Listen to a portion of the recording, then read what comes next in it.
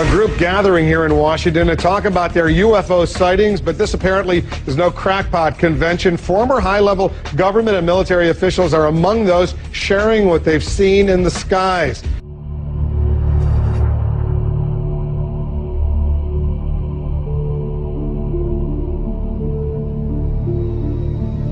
Now, a group of scientists, former Air Force and FAA officials, is lending its voice to the argument that we are not alone. Dr. Stephen Greer heads up the Disclosure Project, a group that compiles information from people who say they've encountered extraterrestrial forms of life. We can establish through this testimony that these objects of extraterrestrial origin have been tracked on radar going thousands of miles per hour, stopping and making right-hand turns. Since 1993, Dr. Greer says he has videotaped testimony.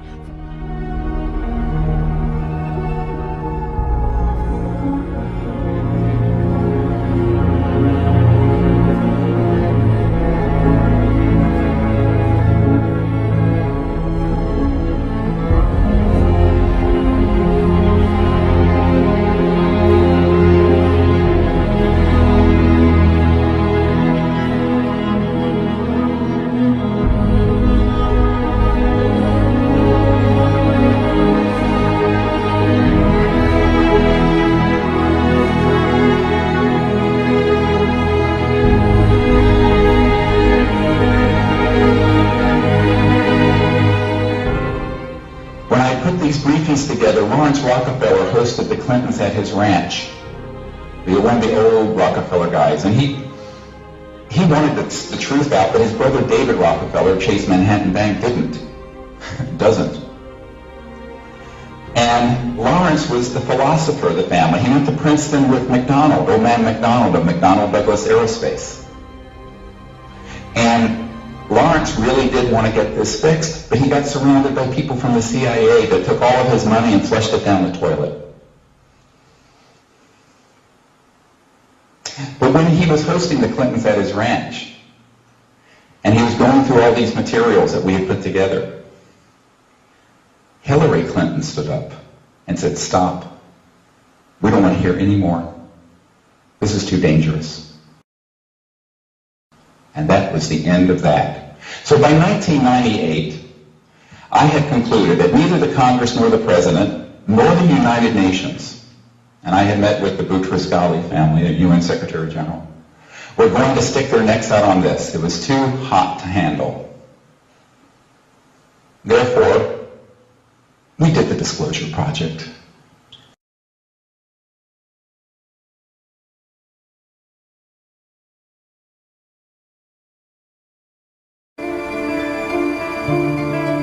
It was 1956. America stood at the pinnacle of its prestige, and the Rockefellers were the nation's first family, not only of wealth, but also of power. Each brother was said to be worth upwards of $100 million. But more important than their wealth, fortune argued, was the vast social empire which the brothers commanded. From their headquarters in Midtown Manhattan, their influence reached into every sphere. Over the years, through the Rockefeller philanthropic enterprises, charities, support of science, their business enterprises, a web had developed which spread out and was interconnected with practically every center of power in our country and abroad as well. So this was the real strength and power of the family, going well beyond money alone. John D. III continued to run the family philanthropies, but was emerging from his father's shadow through his work in population control and U.S.-Asia relations.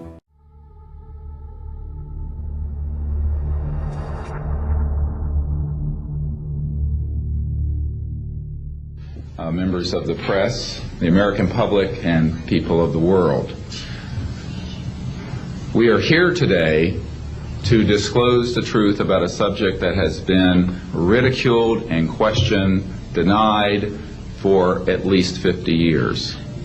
The men and women who are on this stage and the some 350 additional military intelligence witnesses to the so-called UFO matter and extraterrestrial intelligence can prove and will prove that we are not alone.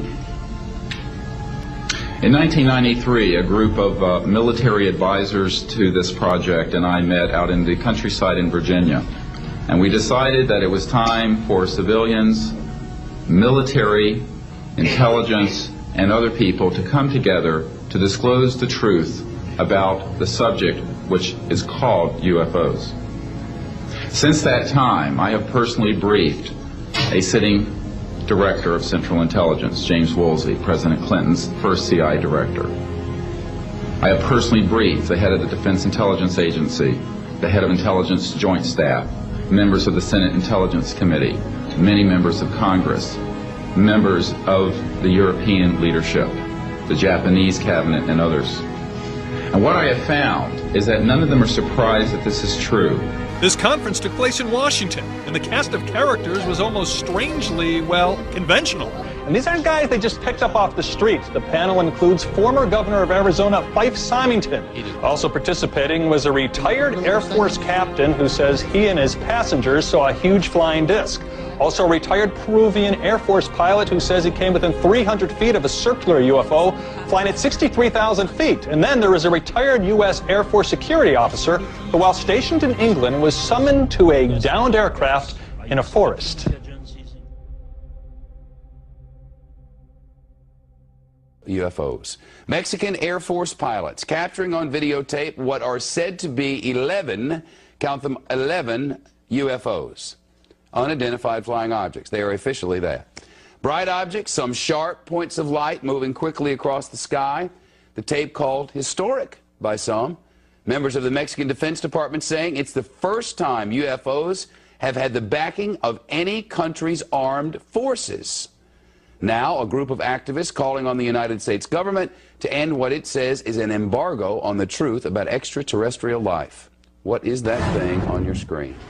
With us now from Washington is Stephen Bassett, founder and executive director of the Extraterrestrial Phenomena Political Action Committee. Last time.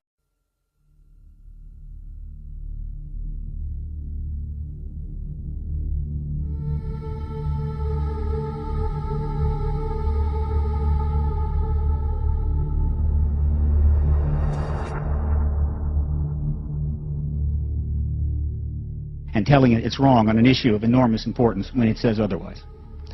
One of the people that's influenced me the most since I entered the field in '96 is our speaker. Because of his intensity, because of his intelligence, because of his indomitable will, his absolute perseverance, this is what you have to be a change agent. I only aspire to this level.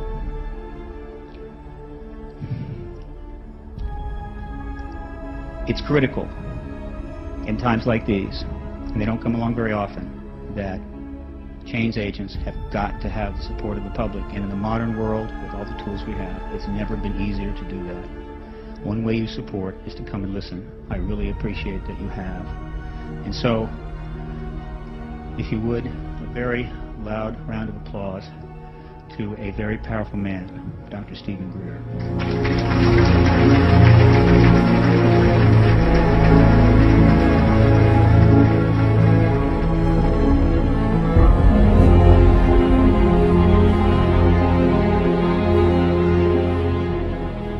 And the Press Club has been extremely helpful because they have opened their facilities to this issue. I'm a member now, but that doesn't really matter.